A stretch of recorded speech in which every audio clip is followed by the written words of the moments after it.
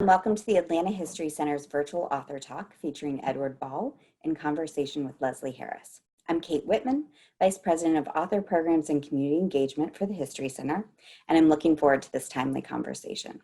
You can purchase copies of Life of a Klansman from Acapella Books at the link in the chat to the right of your screen.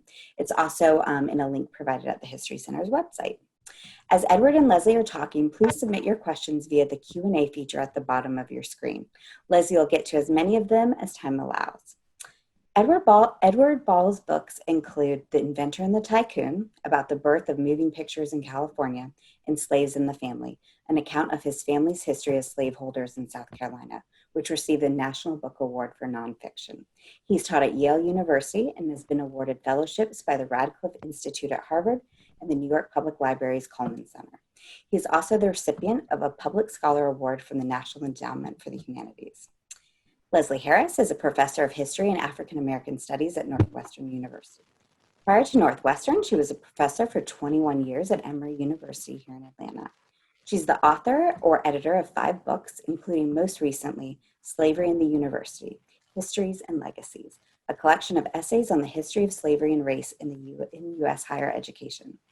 This year, as the Beatrice Shepard Blaine Fellow of the Radcliffe Institute for American Study at Harvard University, she's completing Leaving New Orleans, a book that uses memoir and family history to talk about the history of the city.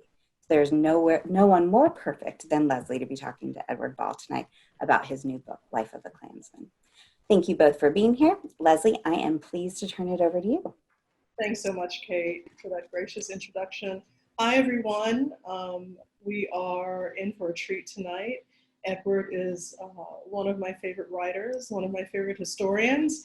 I'm really thrilled to have this opportunity. I'm going to name 2 reasons why I'm particularly happy to have this opportunity to speak with Edward. One is that I've long admired your work from Slaves in the Family in 1998.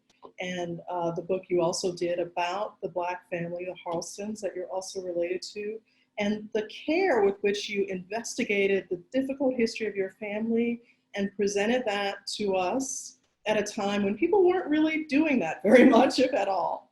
And I not only appreciated the recovery of the history, but also the fact that you talked about how difficult it was for living family members to deal with this history. And now we're, almost 20 years later, I guess a little more, with that book and with that kind of project. And I think a lot of people are thinking in these terms about how do we deal not only with our past, but how it affects our present. So I really admired that you did that work early on.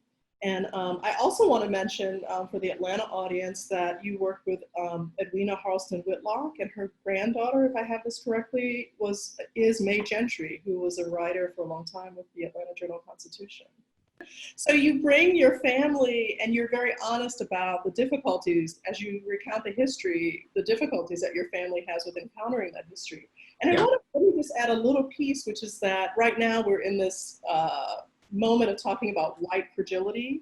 Yeah. But as I was reading about some of the responses, I wasn't thinking white fragility, I was thinking more massive resistance.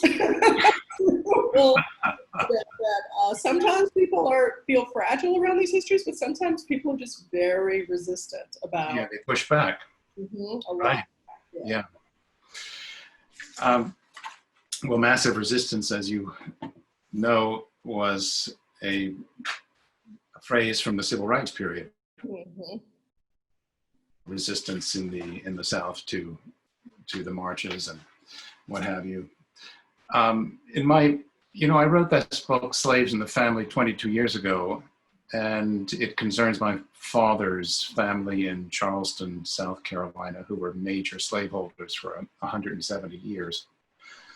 And it tells the stories of 10 African-American families whose ancestors we had enslaved for generations. And their stories the book recounts those family histories right down to the present, from slavery down to the present. And in my father's family, there was resistance, yes. There was anger, there was fear. There were a lot of folks in my father's family in South Carolina, maybe 150 in Charleston alone. And the majority were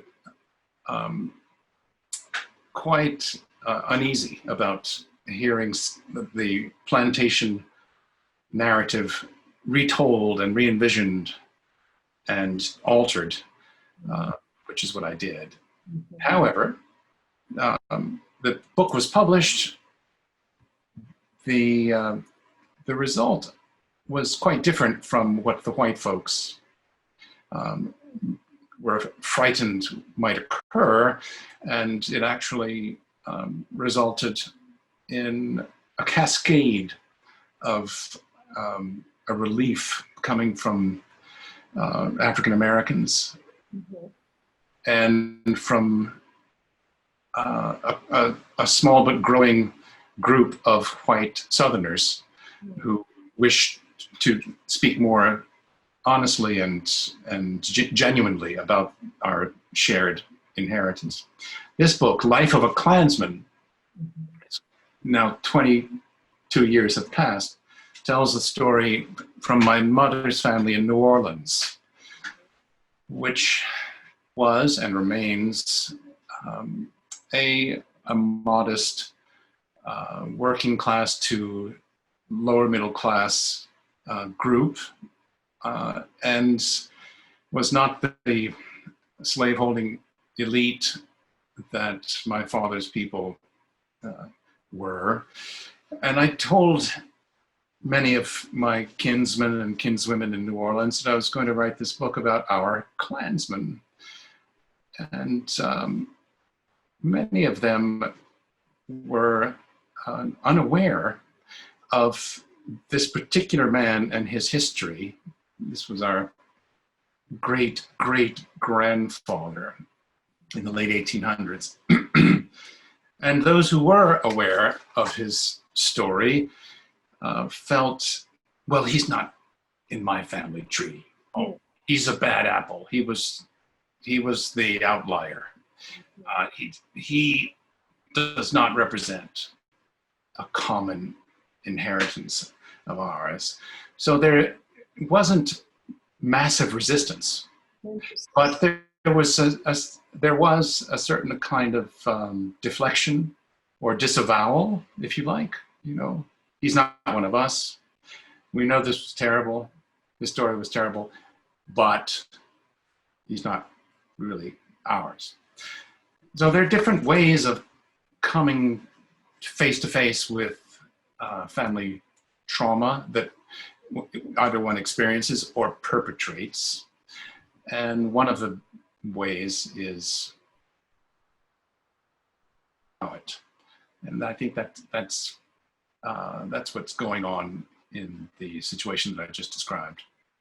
It's interesting, and I think that when I think about the city of New Orleans as a native, there's a way in which New Orleans too has not really dealt with histories of violence in terms of race relations very well, not very openly. It's a city that many people nationally, of course, think of as a place to go have fun.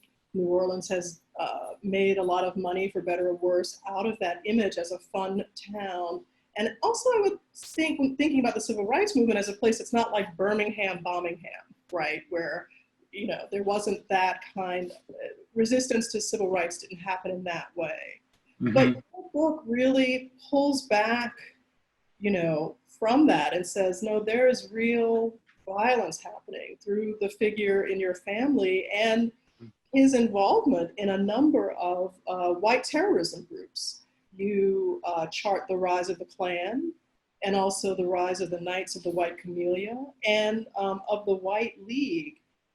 And I guess I'm curious about, you say your family didn't really claim him. I think you mentioned an aunt who said, my Klansman to you. When did you become aware that you had this kind of history in your mother's family? When I was a boy, I became vaguely aware of it in the little stories that were told by my mother and my great aunt Maud. Maud LaCorn is the name of the woman you're talking about, who was a retired school teacher who taught 40 years in the white public schools in New Orleans. And she was the family historian in my mother's family. In many Southern families, there is a designated family historian who takes up this assignment of chronicling the generations and the people and the lore, and that was her job. Now, the fact is that when you're a boy or a young girl and you hear about family lore, it doesn't make the impression on you that it does in later years when you return to your personal history and begin to examine it. So the fact that we had a Klansman in the family was, to a 10-year-old, a 12-year-old, 13-year-old child, interesting, but not not terribly crucial, because in fact many white families had Klansmen in their closets. It was a truth that the Ku Klux throughout the South were heroes for about 100 years, from Reconstruction right down till 1975, when the Civil Rights Movement had done its first work on reconstructing the consciousness of white people, or at least beginning to alter it. And the lionizing tributes and nostalgia for the achievements of the Klan in asserting and making permanent white supremacy were no longer things to be celebrated. If you had a family member, as I did, who had fought in something called the White League in New Orleans for a long time, until my childhood, when it began to change, and it was something that was somewhat hush-hush and somewhat hard to fold into a comfortable and sugar-coated family history. So when I learned about our Klansmen, it was in that time of a shifting. And it was only decades later, when I inherited the papers and folders of this Aunt Maud, that I opened them and once again encountered our Klansman and decided that this would be the time to tell his story in a complete way. I've noticed, you mentioned that we have more and more whites who are examining these difficult histories in their families, and I have noticed a slight uptick in people investigating this. Karen Brannon wrote a book published a book in 2016 called The Family Tree, in which she talks about, I think it's her ancestors' involvement in a lynching in Harris County, Georgia, a woman and 3 men. And her ancestor was the sheriff who allowed the lynching to take place in 1912. And part of what she describes is that that history of violence affected her family, and then the subsequent cover-up as well, that really affected her family deeply, that there was alcoholism and physical abuse among family members and things like that. You described just now that there was a way in which people praised these violent actors until 1975. And I'm wondering if you also saw a kind of damage that happened within the family because of this, or maybe it wasn't hidden in the same way that she describes. Yeah, it's hard to make a direct connection for me between this history and its disastrous consequences and family behavior and misbehavior. Perhaps what is common to a lot of white families is the silencing, the kind of repression of memory the kind of elision or decision to go around or disregard or neglect the kinds of things that I write about in Life of a Klansman. It is true that in the first generations of the Ku Klux in the South, there might have been 200,000 white men throughout the South who were engaged in night riding and tormenting Black people face to face, and targeted killings of Reconstruction politicians. Quite a lot of people. 50 years later, a second Klan emerges in the 19-teens and 20s. And in that period, it's not the same Klan, but it is continuous with the original Klan. There are 4 to 5 million white supremacists who are members of the Klan organizations throughout the United States, not Georgia, Mississippi, Alabama, Louisiana, and South Carolina, but everywhere. And there's a way of dealing with these inheritances, which is to remain silent about them. And I think that kind of repression, that silencing of stories, may have a psychological effect. It may be a mechanism that you see in other aspects of personal life and in the way people raise their children, and it is, as you imply, it's damaging. It's damaging. It causes psychological harm, I think.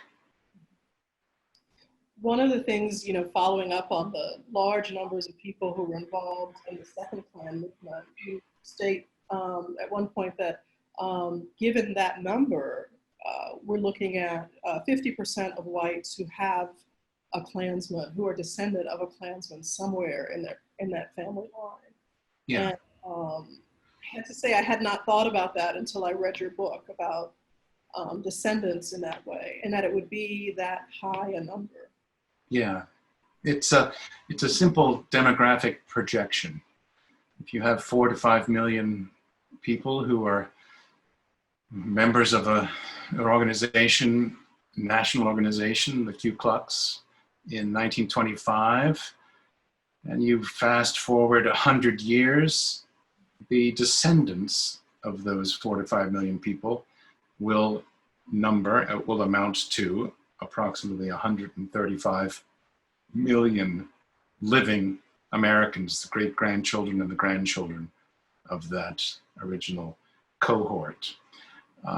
It's also true that most white folks do not know or are unaware that their great-grandfather, and everyone has 16 great-grandparents, would have been a member of the Ku Klux.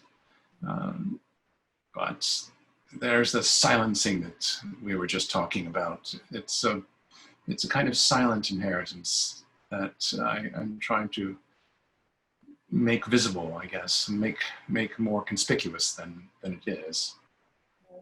And I think it's important nationally for us to reckon with that. Even if we don't know consciously, certainly the ideas of that grandparent, great-grandparent. That's right, yeah. We're talking about the people who were actually involved as opposed to the people who also were on the sidelines, who agreed with what was being done in their name. Right. The Ku Klux are like the tip of the spear. If you have white supremacy, which is a spectrum of belief, on the far edge is radicalized extremist white supremacy, which involves violence and assault. And you have the Ku Klux, or today you have militiamen by the hundreds of thousands who belong to similar, but not specifically named Ku Klux, similar organizations or cells in white nationalist circles. They're the tip of the spear, and they, here's the difficult part of the story,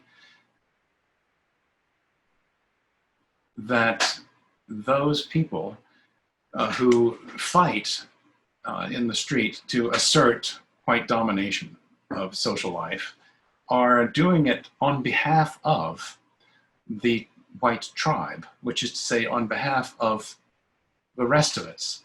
And they believe that. They say so explicitly. They write manifestos that explain their behavior. And it may be true that the violence perpetrated by Klansmen, or by, let's say, the mobs that burned down half of Tulsa, Oklahoma in 1921, or the mobs that ejected 50,000 black people from Wilmington, North Carolina in 1898 and turned over the government, or the mobs in Rosewood, Florida, who slaughtered 50 or 100 African Americans.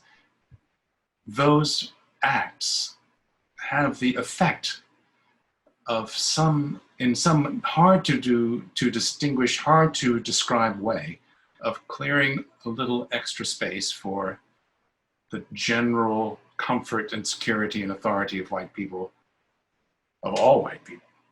That's a very thorny kind of reckoning, but there may be something to it. What I want to point you to one section of the book where you try to reckon with it yourself. You talk about it in these examples in a more general way, Wilmington, Rosewood, Tulsa, but there's also a very personal, a family reckoning that someone like LaCorn Constant, I love that middle name, Constant, it's interesting, that he is doing this on behalf of the family he knows, but also thinking of the future. This is someone who has emerged from the Civil War. He is lost as a Confederate and is trying to secure a future that is fading away because Blacks have been emancipated, because they are trying to participate in government after the Civil War. And you have this moving passage where you, on page, I think it's 2006, where you try to come to terms with the intimacy ultimately that this history has for you, because you share a family tie. And in some sense, even though he never knew you per se, you argue that he is doing these things on your behalf. And would you read some of that, or do you want me to read, or would you take a look at it? Read it? Can I get the book from my shelf?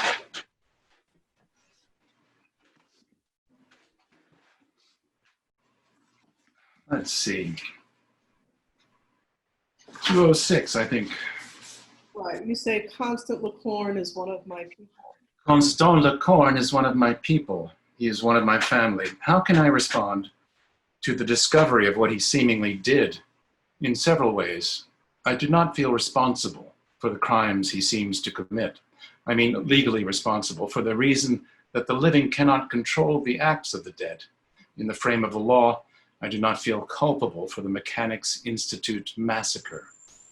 This was a massacre in 1866 in New Orleans, in which the circumstantial evidence is quite strong that my great-grandfather, this man Constant LaCorn, the center of this book, Life of a Klansman, was a participant in a mass killing of about 200 African Americans who were lobbying, who were rallying for the right to.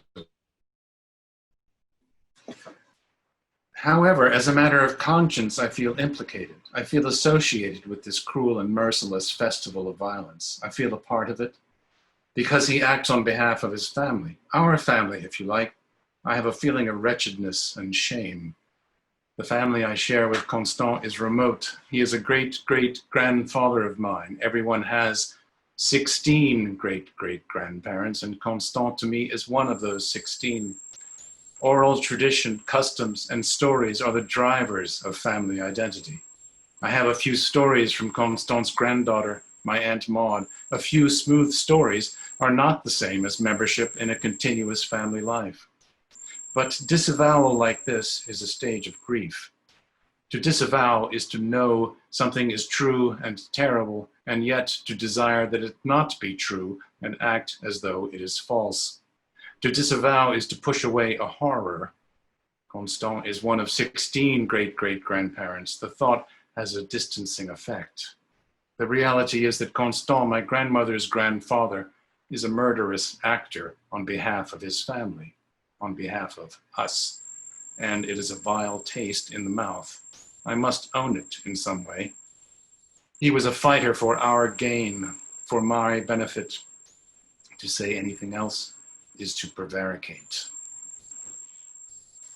You end that section by saying we can't just see people like him as separate, as individual bad actors. And I think that's something we still struggle with now. We're in this moment, Donald Trump, our president, is a descendant of someone who participated in this second Klan. And he had been struggling with his actions and wondering if he is a single bad actor or if he's connected to something, if he's interwoven, if there are many people with whom he's interwoven into the fabric of our country. And I think we all have to reckon with that and think about what that means. How do you undo that weave if that is the case? Right. Well, I think white supremacy is an ideological constellation, if you like, that is widely shared and unconsciously shared by great numbers of people. That's something that I've concluded by reading and studying the formation of the first waves of white supremacist thought in places like New Orleans in the late 1800s. And it is woven, as you say, this is the good metaphor, into the consciousness of a great number of white people. And to be unwoven, white supremacy needs to be detached thread by thread at an individual level between one person and another person. It is not some thing that can be legislated out of existence. And all of the majestic accomplishments of the civil rights movement, from the Federal Housing, Fairness in Housing Act to the Voting Rights Act to the campaigns for affirmative action that began in the 1970s and have since dwindled, all of those majestic accomplishments do not do the same work as the renovation place in order to unspool white supremacy. And I think that that kind of thing happens at an individual level. However, with that rather pessimistic assessment, I have to say that this summer, with the marches and the rising movement against systemic racism, which has swept up tens of millions of people in this country and others, one sees unmistakably the participation of large numbers of white people for the first time in this movement of resistance. And I think that a lot of those white folks are experiencing this renovation in consciousness that I was describing a moment ago, perhaps for the first time or significantly in a new personal way. And that's something that's very uplifting and makes me feel optimistic.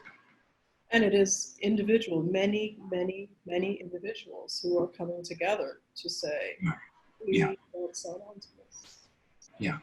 Yeah, it's been, I don't think anyone expected it, to be honest. I certainly didn't expect that time. Yeah, I think it's exceptional and it portends well. I mean, we've been in such a dark and darkening phase of national consciousness for the last 5 years. I mean, there's been an eruption of white supremacist violence ever since the Charleston, South Carolina massacre of June 2015. There has been a mass shooting here, a mass shooting there, sometimes accompanied with manifestos written by the perpetrators, which explain these acts as campaigns for ethnic and tribal domination. So we've been in a very darkening time, but it does seem like a door has been kicked open by the events following the tragic killing of George Floyd. And I feel good about what may be coming. I hope so. Well, the other element that is in your work and in this book as well is that you definitely delineate these issues for whites, for the family, but you also talk about the impact on African Americans, and you did the same with slaves in the family. And I was particularly moved by your meeting with 3 women who are descendants of the Kapla family, Lucien Kapla and Alfred Kapla, father and son, who were at that 1866 Mechanics Institute meeting where they were participating in electoral politics for the first time. And as you said, white mobs set upon that meeting and killed about 200 people and injured others. The son lost his eye, and you describe, I think it's Alfred's recollection of what happened during that time. But you, you walk up to this house in Gentilly in New Orleans and just knock on the door and say, hey, I want to talk to you about your ancestors.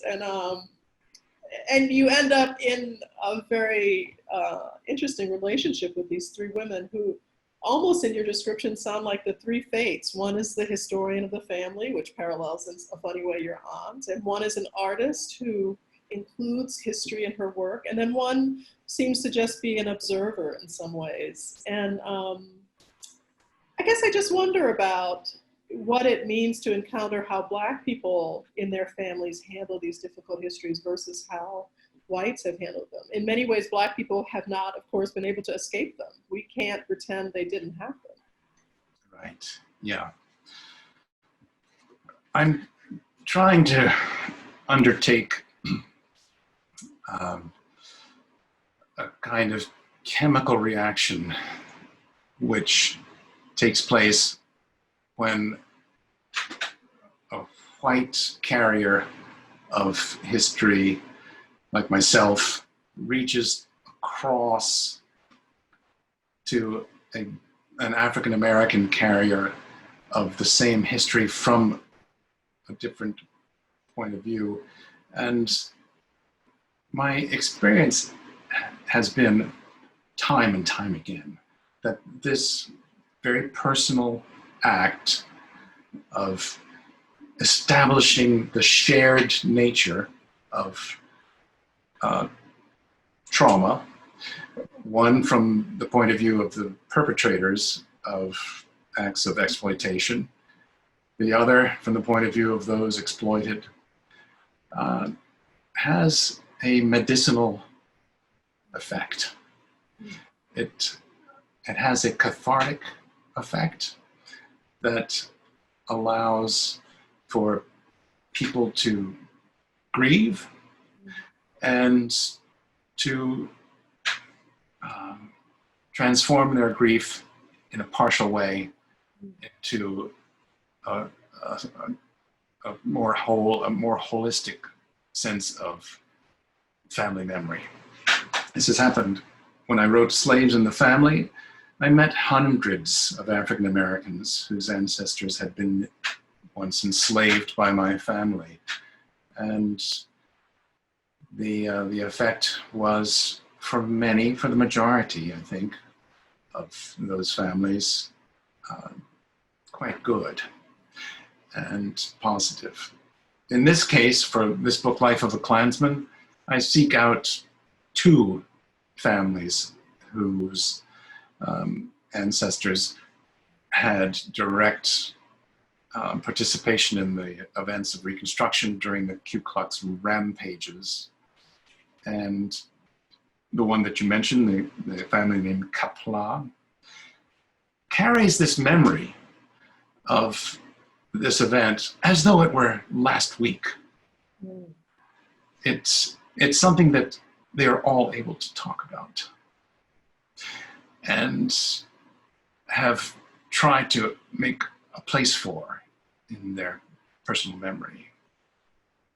So you imply that when I walked up to the door of this woman, that it was a shocking thing to do. And I think it was. But I have a feeling that it doesn't have a detrimental effect. I think it has a healing effect. That's my hope, anyway. There's that, we talk about reparations a lot. Yeah.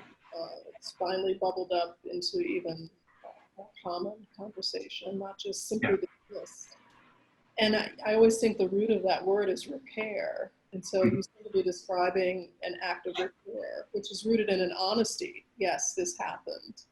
I, as the descendant of the perpetrator, I'm admitting that this happened. I'm not Right. And so I do think there is something very powerful in that form of repair and ownership. So then, ownership. That's a good word. It's a way of saying, this is mine, whether it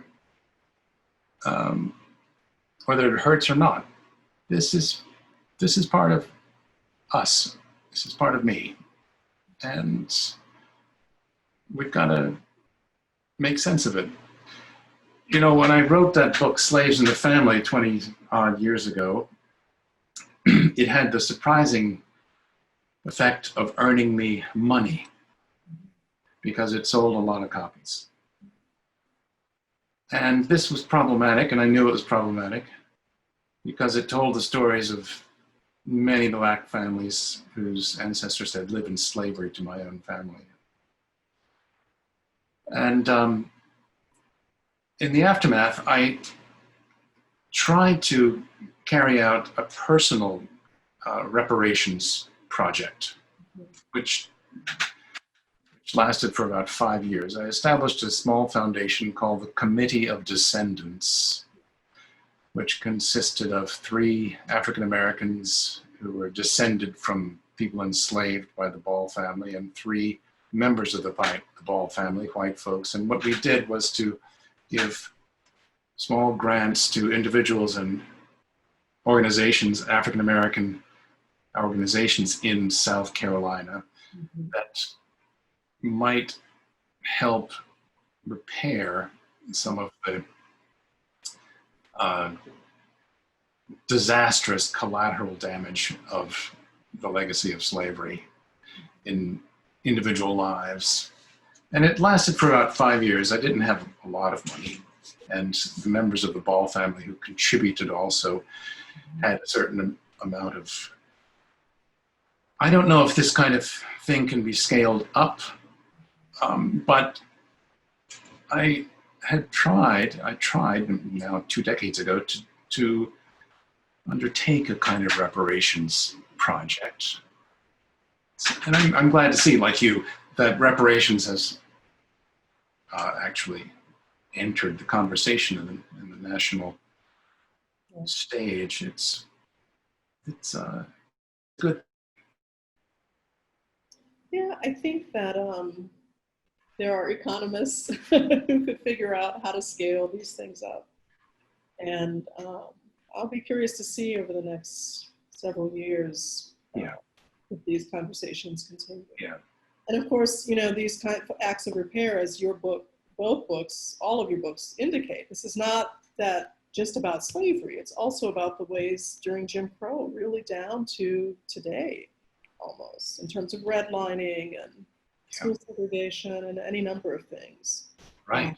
That continue to harm disproportionately the life chances of Black people. I think so. Yeah. Well, this is all very interesting. The book, Life of a Klansman, is about New Orleans, and it's a love letter to New Orleans, but it has a poison thread. I was going to say, it's an odd love letter to New Orleans. I love New Orleans. I call it my hometown. I lived there for and it is a magnificent place. And yet, that's the disclaimer. Here is the bill of indictment. The bill of New Orleans was the fulcrum of the domestic slave trade, where nearly 1 million people, women, children, and men, were bought and sold like cattle at 50 warehouses around the city.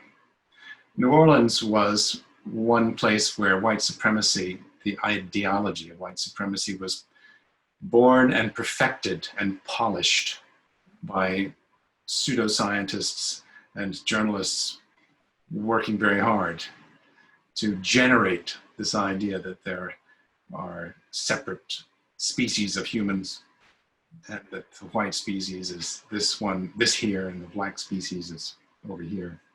And New Orleans is the place where Plessy versus Ferguson was fought and argued. It's a place where the caste society that we have worked so hard to establish in this country was perfected and maintained for a century and a half. So those are the truths, are that the beauty and the laissez les bon temps rouler, the ease and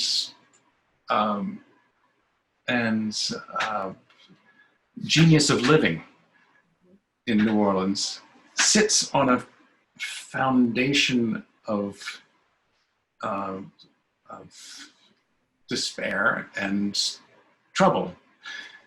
And so it's a love letter to New Orleans, but it does have a troubling thread.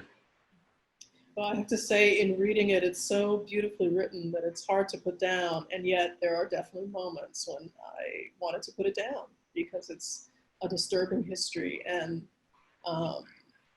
even to read about places within it which that I was familiar with, and I even knew some of this history, but your writing is beautiful, and as you say, there's that deadly center at the, that poison that you elucidate so well, and it's so necessary. Yeah. So, I want to see if we have any questions.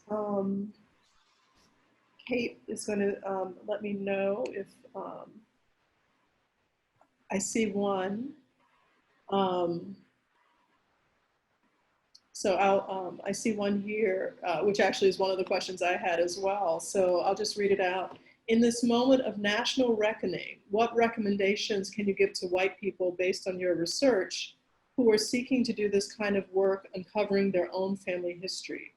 And for white people who might be wondering why this is necessary, what do you say to them? Why is it necessary? I think I quoted you from the beginning of the book. You say that the book is a kind of wake for this history, which I thought was such of course, a very New Orleans Right. on the one hand, but that when you find the body, you have to hold the wake. And then my question too was, well, we have the wake, when's the funeral? When do we get to bury? Right. What happens when white people investigate their family histories and dig up what is, you named one thing with the first book where you have this foundation from some of the money that you earned, but Yeah. what are some of the other things that people should Well, we have the if you have the wake and then the funeral, what you really want is the jazz funeral, where you return from the cemetery dancing, released and singing. Yes, that's what you want. That's what we're aiming. That's what we're aiming for. I don't think that this work is necessary or compulsory for white families. I don't feel that there's some sort of punitive component. I don't want to tell families what to do. I do find that there is extraordinary personal transformation when you look at your family history in a way that is not designed to sugarcoat its stories. It is not designed to look for heroes. It's not designed to find more prosperous people in the past who you can identify with.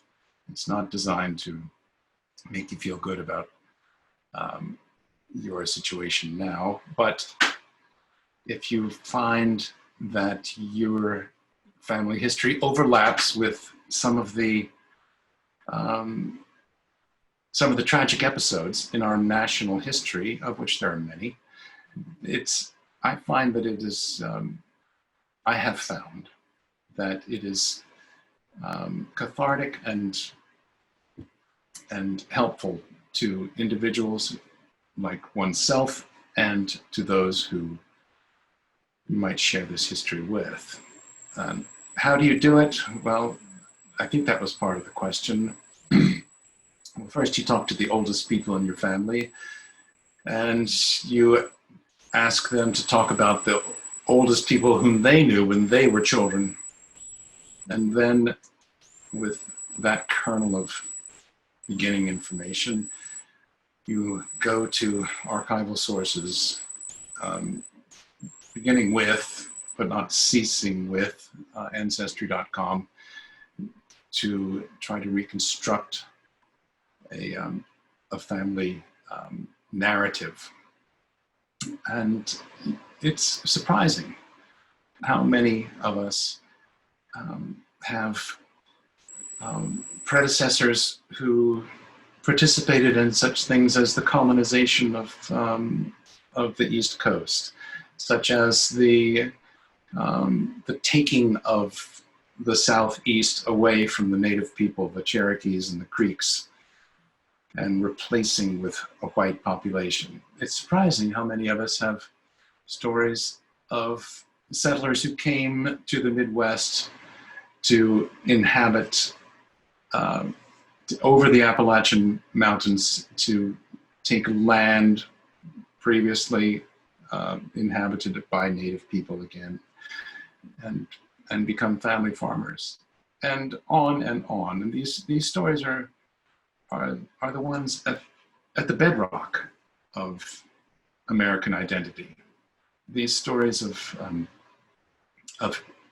if you like, tribal migration, and tribal acts. These are the bedrock of American memory, and it's a good place to meaning of our shared national story. I agree. I would also encourage, as people learn more about these histories, one of the gaps in our education, all of us, is that there was a moment in the 80s. So you talk about 75, when it became less accepted to talk about people who were members of the Klan or to valorize them. But then there was a moment when it became less comfortable to talk about any negative history. And one of the things I think that we all have to do is to think about how we bring the history of all the positive things that have happened in the US, but also these negative histories, to really understand how we end up with the situation we find today with disproportionately impoverished people of color. Yeah. Yeah. Well, I think we're in the midst of a changing narrative, and people who are changing the narrative. Mm-hmm. I mean, the memorial to peace and justice in Montgomery, Alabama, the so-called lynching memorial, which opened last year, is a conspicuous act of changing the narrative of Southern memory. And I think that we're actually in that process right now. And do you feel that taking down, one of the questions we just got, taking down the Confederate monuments is also part of that change?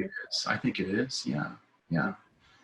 The Confederate monuments, you know, which we've all been around for all of our lives, are nodal points where the how can we say the stories are covered over. There are places where the